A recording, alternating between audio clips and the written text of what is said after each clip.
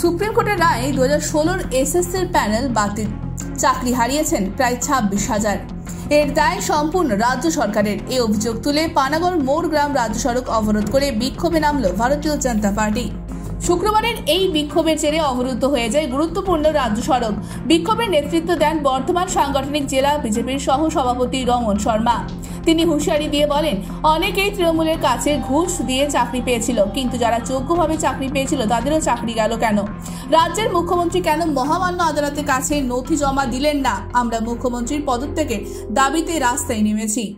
আমরা জানি যে যেভাবে টাকার বিনিময়ে চাকরি দিয়েছিল এই তৃণমূল কংগ্রেস আর এই অপদার্থ মমতা ব্যানার্জি সব নথি কোর্টে দিতে পারেনি বলে আজকে 26,000 ছেলে মেয়েদের বেকার হতে হয়েছে।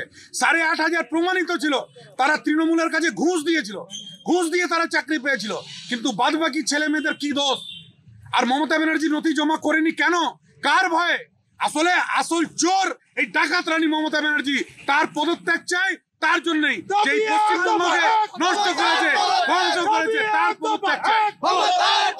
Bureau report, ANM news. আরও খবরের আপডেট পেতে সাবস্ক্রাইব করুন আমাদের ইউটিউব চ্যানেলটি আর বেল আইকনে ক্লিক করুন নোটিফিকেশনস পেতে।